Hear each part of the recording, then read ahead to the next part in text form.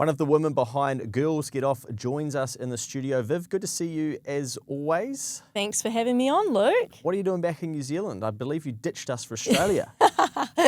Yeah, back for a few potties, you know how it is, and seeing the fam is always good, and my business partner, obviously, who was here. Nice. Take us through what Girls Get Off is for those who don't know. Girls Get Off is a women's sexual wellness company, so we exist to normalise female pleasure. We sell a range of sex toys, accessories, and we are a very community-focused brand. So while other sex toy retailers might focus on a large range of products, our difference is in our marketing, our community, and the fact that we are a non-intimidating entry to sex toy curiosity, I guess. Well, they often say that businesses are born out of recessions and out of crazy times, and this is a good example of a business that started during the Lockie Downs.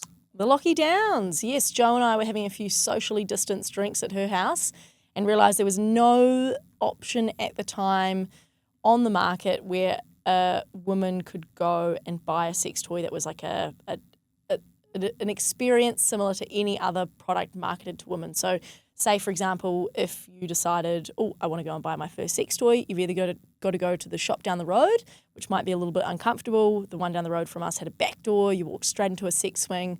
And then on the flip side, if you decided, I'll take a look online, there might be 6,000 or 7,000 SKUs on a website, click on Toys for Her, 800 different types. And so the process was just quite overwhelming. And we wanted to create a customer experience that made buying sex toys fun, simple, positive, and easy. And use things like influencers to market them, use Instagram as a channel, which we really focused on just to reach people sort of in their normal lives, rather than them feel like they had to really go out of their way to try something crazy and different. We wanted this to be like any other wellness product. So 2021 you started, we're now in 2025. How many countries have you sold into? Oh, good question. Our main markets are New Zealand, Australia, UK, US. We do a little bit to Canada as well.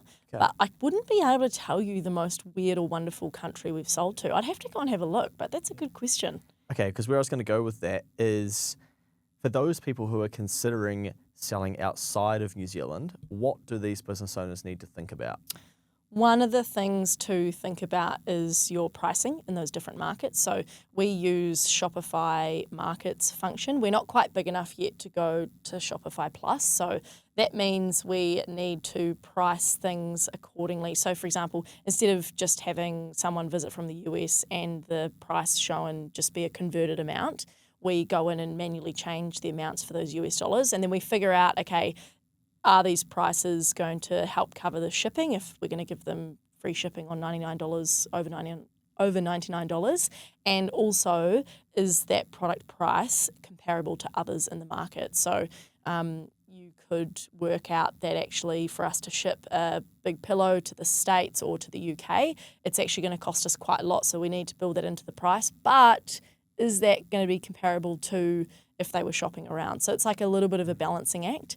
And I guess the shipping is a big part of it. Like when you ask if we've shipped to lots of random countries, I don't know if there is a time where we did ship everywhere randomly, just because some of those rogue countries can have such high shipping rates. So we sort of need to figure that out at the start before we work out our pricing.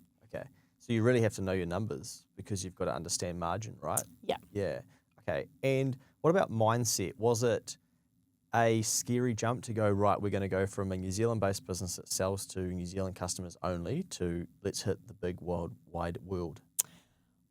We initially just opened up shipping to all areas, and then say a year or two into having the business, we really did focus a bit more on pushing out into Australia. And I think initially, because we'd grown so much awareness in the New Zealand market, we just sort of assumed, all right, here we go. We can use some influencers, we can do a bit of this, bit of that, stuff we've done in New Zealand, without considering that actually launching into a new market is like starting a business again. You know, you're starting from zero. They've had no other touch points with you, unless maybe they've followed you on Instagram in our case. But in terms of getting the ball rolling and, you know, in New Zealand having like that word of mouth, that advertising that we did, you're just starting from the ground up again. And you might find that we might work with these influencers. Oh, influencers are like double the price in some cases. So there was just all these other different variables. So I think going into new markets now, A, only one at a time, and then B, treating it as if you're starting the business from the ground up again and getting used to, okay, we're going to have to test everything out again. Maybe that's different for those who are running ads where they can sort of just do a bit of a test run to all these different places before they fully commit. But for us, it was about, starting again and just expecting things to not be the same as your starter country. Have you come across any government agencies or initiatives that have helped you go into these different countries? We didn't take advantage of NZTE enough before going to Australia. By the time we were sort of established enough in Australia, I had friends in e-commerce telling me, why aren't you talking to NZTE? Like, they're so helpful when you're going into a new country. But I just, initially, my interactions with NZTE had been like, oh my God, admin, they want me to fill out these forms, and I'm sure other business owners can relate to, like, I just don't need any other admin in my life. I'm trying to sell vibrators, So, but I'd had friends who had pushed through, done the courses, like taken on board what they'd said and worked with them, and it had worked really well for them. So our relationship with NZTE is now we've got like an account manager. I send them updates every month. And for a while there, I just send updates and there wasn't really anything that they could assist with. But now looking at potentially going to another market, I said to the account manager the other day, like, okay, wow, I think we're finally at a stage where maybe we could do more together and you guys might be able to help us out with. And because I've had, 11 or 12 months of giving them updates and telling them this is what we're having challenges with, this is what our revenue has been, and like they've got all the context rather than now going to them and saying, hey, we want to go to a different market, can you help us? So I think that will pay off for us. If anyone else is thinking about maybe I want to go to Australia next year, then I would say there's no harm in making contact now, starting to like feed them information so at least they know who you are before you then say, can you help me with this, that or the other? Well, sex toys are a little bit taboo and a little bit of a no-no for Meta. So unlike a lot of business owners, you can't just go onto platforms, switch on ads, build attention, and start selling things. However, that has meant that you've had to be highly creative. Now, there'll be business owners listening to this that don't want to scale into other countries, but do want to scale and grow. What advice do you have for people around marketing on social media? Well, first I will acknowledge that I've never met a business owner who's been real pumped about posting on social media. Have you ever met someone who's been like, oh, awesome, Lou, yeah, keen, I'll get on the stories? No. Never. So I think for starters, like we're all in the same boat. And then second to that, I would say that I also don't know many, if any, businesses, small, that are making money from channels like Instagram without doing it themselves. Interesting. What do you mean by that? Like, so in terms of if you're the business owner who goes, no, I don't want to be on the stories or I don't want to be in it, I don't know anyone who's successfully outsourced, I'm talking about like, say, small business, successfully outsourced, say, their Instagram account and been able to make lots of money off that as a channel. Like, okay, if you're running ads and you're paying for different content and maybe you're paying for people to run your ads and stuff, that's different. But if you're talking about like organic Instagram content, the businesses I see who have the best success are either doing it in-house or it's the business owners. So it might be, you've got someone in-house who can, work on the fly and so on, but I very rarely see someone who's fully outsourced it. So if we had Barry from Next Advisory making all this content and they turned up, I'm like, where's Barry? Oh, no, mate. Barry's just makes our videos. They'd be like, the fuck? I thought, what? I guess it's a good point. I think people want to do business with other business owners, and there's a lot of SMEs that are doing very well where it's founder-led or owner-led content.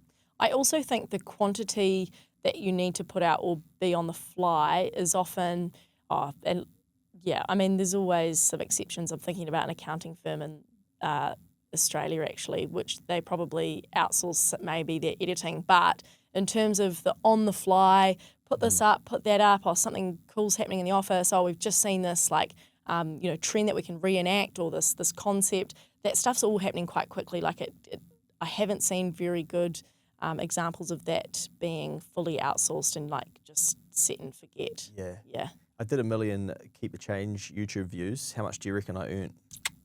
$0. Now 4K. 4K? Really? Yeah, Oh, that's yeah. good. On one video? No, Or no. across your videos? 5 years.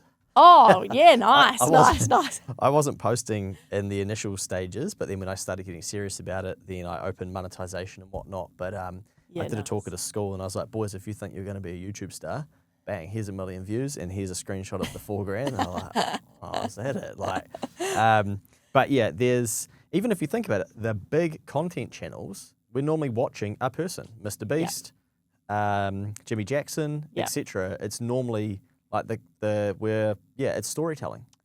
And yeah, it's storytelling. And I do think it needs to be in-house. And I also think the advantage, though, or the news that I think business owners should like to hear is that, like, too slick doesn't stick. You know, it's all good if it's scrappy. It doesn't matter if you are Look at next like, to Loz, really. yeah. But like, okay, of course, there's always going to be some accounts that are, you know, very polished, and that's all well and good. However, don't be afraid to, like, obviously use your iPhone or whatever you've got, but it doesn't have to be amazing because, as you say, people like buying from people, and actually the more like close you can feel to the person behind the screen, the better. Okay. What about ways to come up with creative or content ideas? You've been doing this shit for a long time now, Viv. Give us some ideas.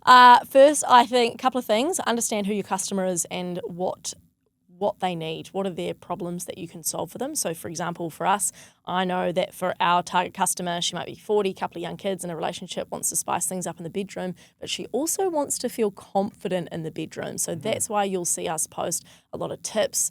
So not only can she spice things up, but she also can feel more confident, like, oh yeah, I know what I'm doing. I've seen this on Instagram. Yeah. So that can be one way to think about it. So, okay, what problem can I solve for my customers? So that's why you'll see accounts which are, you know, they might be a skincare account and they're doing lots of information around what type of skincare is good for you. It might be informational content, like figure out what your audience needs and how you can provide that to them. And then my second one would be like being on the platform yourself. So we focus on Instagram, and I will spend time on Instagram going through reels. If I see something on my personal account, I'll send it over to the business so that it will just then spark ideas for what we can do as content. So, for example, the other day, my editor sent me a video and it was like a vulva cushion, and someone had put like a vibrator around like the clit saying aligning my chakras. And so I saw that and I was like, oh, how about I lie on the ground and you can like put toys all around by my head like it's some kind of, what are they called?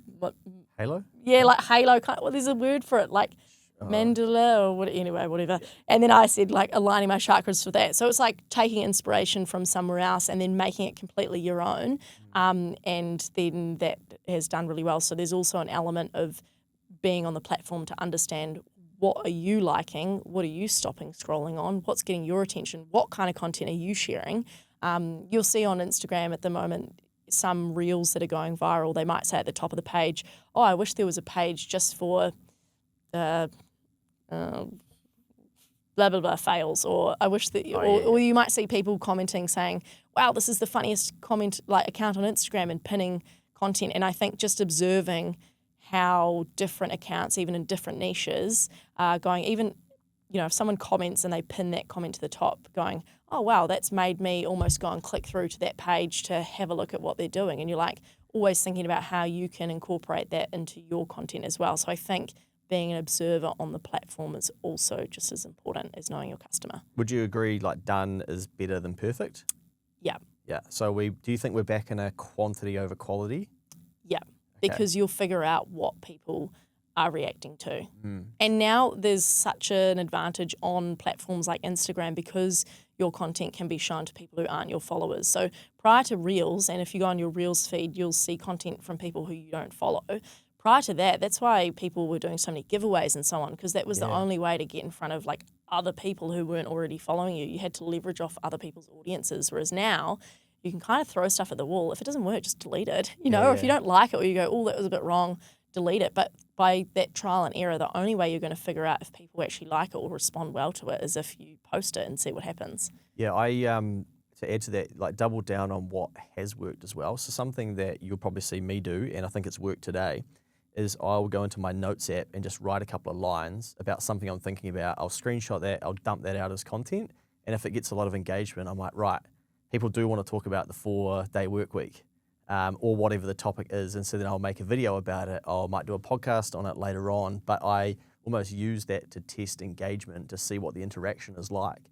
And even recently with Next Advisory, we did a post about another short week, and I spelt week W-E-A-K. Yeah. And I thought, oh man, this is pretty, like it's not very Kiwi at the moment to tell people to fucking harden up and do some more work. And you know, why do we need another short? And I was like, this is borderline. I was like, I'm just going to shift it and see if business owners resonate with it. If they don't, I'm going to say, completely cool that you don't like vibe with this, that's good. One of the most engaging pieces that we've done. I was borderline like, do I send this, do I not? Yeah. And now I'm like, oh, maybe we should probably make some video about that. I can make an ad about that. I can put some spin behind it. And if I don't send it, then I don't get that data. And again, like done is better than perfect. And I think so many people overthink their content. Yeah, and like gone are the days where you had to figure out what like your grid is looking like and how beautiful it looked. Like, okay, yeah, there's always exceptions to the rule. Maybe if you're an interior designer or that is the purpose, or the value that you're providing in terms of aesthetics, then great. But for the most part, I would say that just like you can just go for it now, should actually be great news for business owners who like maybe don't have a lot of time or aren't that enthusiastic about it. Well, we've got to get out of here in 3 minutes, but I believe that that's longer than it can take with the Missy, plus maybe even Dilly as well. But the last one, innovating. How do you continue to innovate both with product, with content, with the next iteration of the business? You're into year 4 or year 5 now, I fifth think? year now. Yeah. Well, I mean, we're 4 years old, so we're in our 5th year. Yeah, so you stay energetic. You've got to continue to innovate. You can't just do what you did in year 1. Where does your innovative energy come from? I think for starters, deciding on what is going to be your specialty. So I can't remember where I read it, but it was like, are you going to be good at either product, marketing, or customer centric? This is bad, but there's a theory Matrix. for that. Yeah, and we decided, well, product we're going to be good enough. Like we've got medical grade silicone, they do the trick, like they're awesome. However, we're not going to compete with the brands out of Germany coming out with like the next app and whatever and like all the bells and whistles. Where we're going to like innovate, I guess, and be really great at is our marketing. So even though we do keep up with, you know, what's happening, our innovation comes from focus, for starters, on the one thing that we are going to innovate at, and then just always being an observer, figuring out what's working and trying new stuff, because unless you try the new things, you don't know what else could work. Have you done any innovation where it's just been an absolute flop? Oh, yeah, all the time. Yeah. No, it's probably good for people to hear that, right? Oh, yeah. We decided one day, we were like, let's do 100 days of 100% off code, because it like pushed heaps of people to our website, and then people would be, you know, like scrambling, and it meant people were like turning notifications on, coming back. I think we got to like day 30 something. We're like, this is actually like not a great idea. So we just stopped. People like, where did the 100 days go? So I'm like, no, move past that. So what was it? 100 days of 100% off? Yeah, and so I'd do like one random code, and like, you know, button bash the keyboard or something, and that would be the code for the day. So I'd be like, all right, I'm going to post it in 30 minutes. And people would like add things, like they'd add the product to their cart and get ready. So then they'd end up in our Klaviyo flows to get the abandoned cart flows. So we were doing a few different things like that. But it just got to the point of like, I don't know if this is that good. I mean, maybe if I'd done all the way to 100, I would have been able to do a fair test. But I'm also, you know, short attention span sometimes. But you're effectively giving away product, right? Like, yeah, just one a day. Okay. Yeah. Gotcha. Yeah, but people were you making it back because people were buying something else? Yeah. But 100 days is a long time. 100 days is a long time. Yeah, especially doing it every day. And then going out to the market, like saying, hey, like, yeah, wow. Okay. Yeah, so, I mean, but you've got to try these things. Yeah. Yeah. All right, if people want to find Girls Get Off, how can they do that? We are at Girls Get Off on Instagram and girlsgetoff.com if you'd like to check out the products. Well, it's good to have you back in New Zealand for a little short stint. When do you head back to Australia? Monday. Have you picked up any Australian accent yet or not? Oh, I don't think so. What's the best thing about Sydney? Well, I would say the weather, but it's colder in Sydney than it is here at the moment. Is it? So, yeah, maybe just the, do you know what it is? It's the convenience of everything. I know you like ordering stuff online, Luke, but Yes. I don't remember the last time. The last time I set foot in the supermarket was Pack and Save the other day, and I thought, God, this is inefficient. This is so boring. Yes. I'm like, I just get everything delivered. Everything.